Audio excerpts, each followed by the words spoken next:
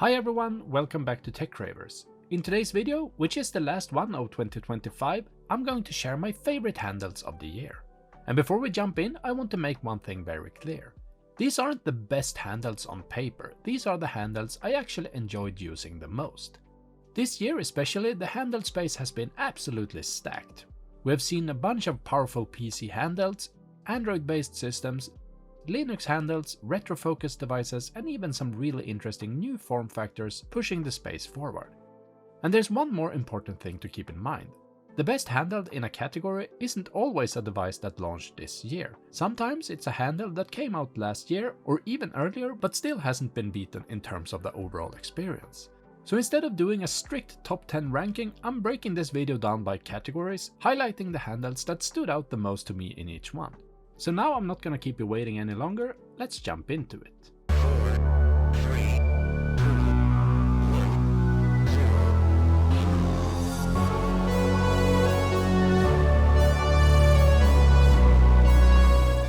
Let's start with the best budget handheld of the year, and before that we need to talk about what budget actually means.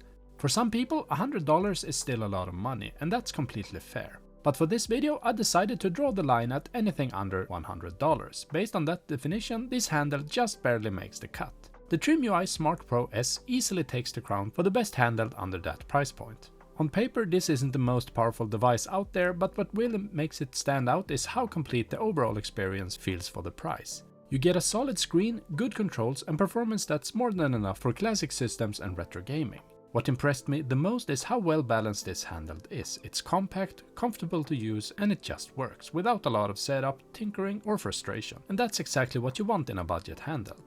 Now, to be completely transparent, there is one handheld I haven't had time to test yet, the Mangmi Air X. And based on what other reviewers are saying, that device could very well be challenging this category. But with the handhelds I've personally used this year, the TrimUI Smart Pro S hits a sweet spot that's very hard to beat under $100. And if you're looking for an affordable handheld that doesn't feel like a compromise, the TrimUI Smart Pro S is an easy recommendation. The next category is all about clones, and more specifically, retro handhelds that aim to recreate a very specific gaming experience.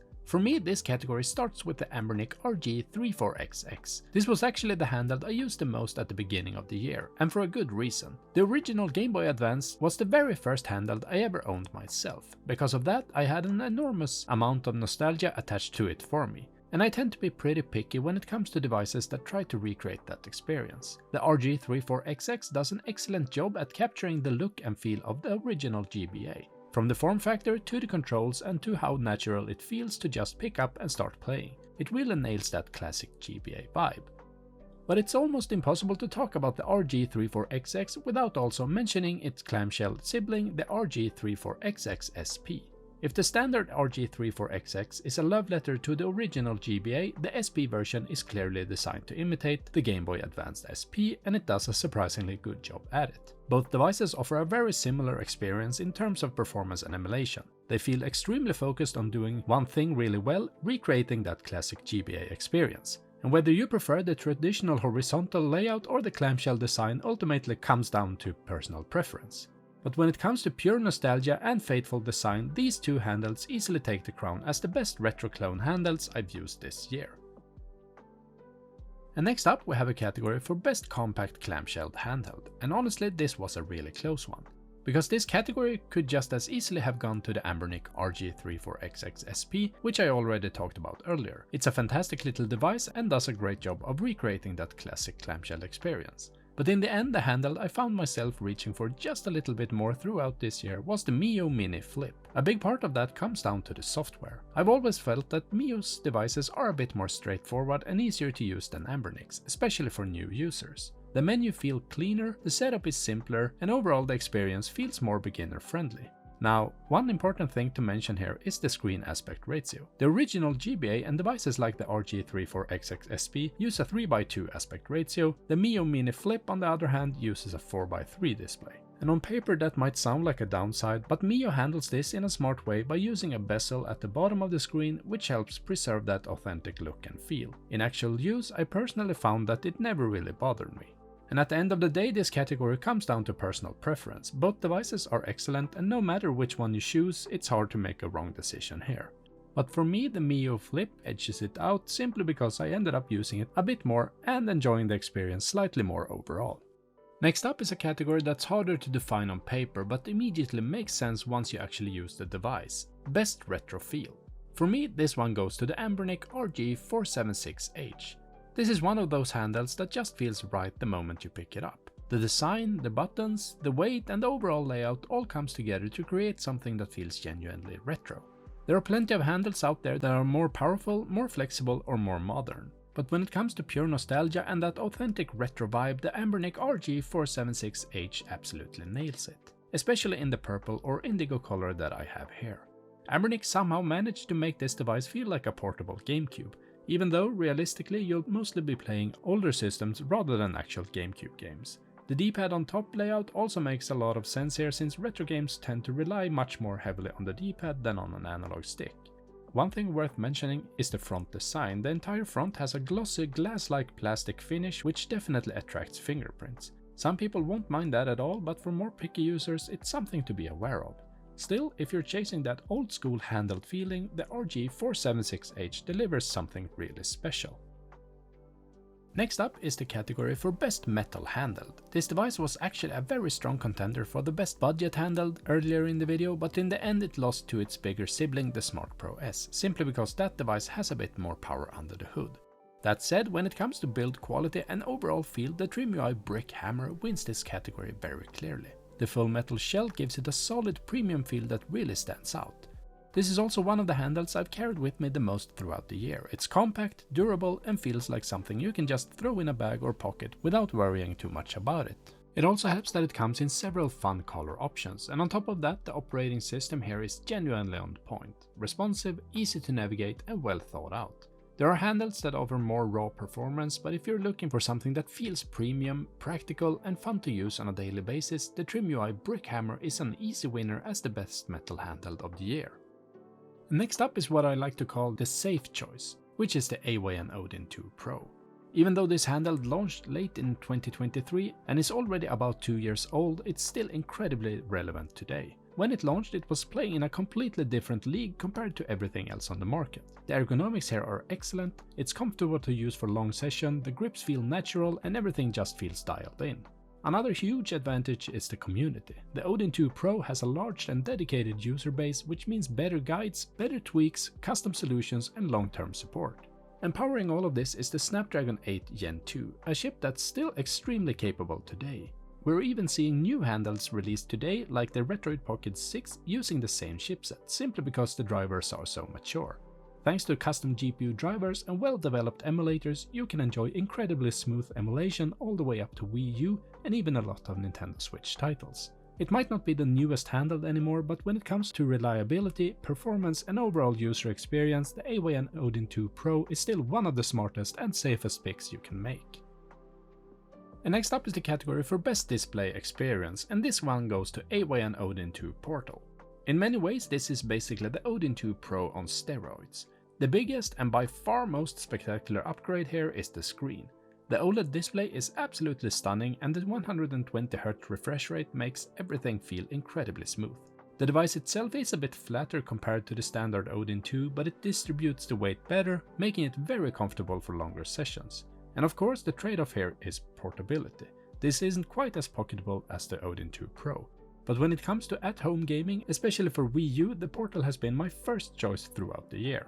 If I'm sitting on the couch and want the best possible visual experience, the Odin 2 Portal is the handheld I reach for. And next up we have the Performance Beast. This handheld launched late in 2025 and a lot of people are still waiting for their pre-ordered units to arrive, myself included. But let me reassure you, it's absolutely worth the wait. The Odin 3 delivers the most insane performance I've ever seen on an Android handheld. Being able to play a large chunk of PlayStation 3 games on something this small is nothing short of magic. And at the heart of it all is the Snapdragon 8 Elite. And this chip is an absolute tank, and what's even more exciting is that we're still very early days. With more mature drivers and better software optimizations, hopefully throughout 2026, I genuinely believe that we're heading toward a future where carrying a portable PS3 level experience is completely realistic. In my experience, PS3 emulation already works better on the Odin 3 than it does on something like the Steam Deck, and that's without any custom drivers available yet. This feels less like an incremental upgrade and more like a glimpse into the future of Android handhelds. Next up is best PC handheld, and for me this one goes to the ROG Ally X. One important thing to mention here is that I've actually moved away from Windows 11 on my Ally X and switched over to SteamOS. I wanted a more console-like experience, something simpler, more focused and better suited for handheld gaming, and honestly the results surprised me. Not only does SteamOS feel much better to use on a handheld, but in many cases I've actually experienced better performance as well. I also have a full video on the channel where I walk through the entire process in detail. Now, I also own the ROG Xbox Ally X, but when it comes to AAA PC gaming, I still prefer my regular ROG Ally X. The Xbox Ally X is essentially another Windows 11 handheld with an Xbox-style front-end layered on top. And while that interface is fine, it doesn't really add anything of real value. On top of that, the Xbox Ally X is significantly more expensive, often several $100s more, while offering only minimal performance improvements. At that point, it's very hard to justify the price difference. And when you can get a regular ROG Ally X for much less with nearly identical performance and better overall experience, especially if you're running SteamOS, the choice becomes pretty clear. Before the final category, I want to quickly go through a few honorable mentions. These are handhelds that tried something new and interesting, but for different reasons didn't quite make it to the winning category. First up is the Anbernic RG Slide. This is a genuinely creative device that experiments with a sliding screen design. Unfortunately, it ends up being a bit too large and bulky, and it feels noticeably front-heavy during longer play sessions. I would love to see a second generation version with a much stronger focus on ergonomics and pocketability. Next is the Magic X040. This handheld combines a horizontal control layout with a vertical screen and is clearly aimed at systems like the Nintendo DS. And while the idea is interesting, the execution feels rough. Software support feels limited and the layout isn't always comfortable, and overall it ends up being a bit more interesting as a concept than a daily use device. And finally we have the Anbernic RGDS. This handheld absolutely shattered hype records when it was first teased. But earlier review units revealed serious issues, including out-of-sync screens, game-breaking frame drops and underwhelming components. To Anbernic's credit, most of the software-related issues were fixed before units shipped to customers, but by then the damage was already done. And while I think the RGDS is a nice addition to my Anbernic collection, it never quite became the Nintendo DS on steroids that I was hoping for. But while the RGDS never quite became the Nintendo DS on steroids I was hoping for, the AYN Thor absolutely did, and then some. It feels like a Nintendo DS and Nintendo 3DS on steroids. And on top of that, it also opens the door to Wii U emulation in a way that actually makes sense on a handheld. With the dual screen setup, Wii U emulation finally feels natural. Having one screen for gameplay and the other one for the gamepad interface just works in a way no single screen handheld can replicate.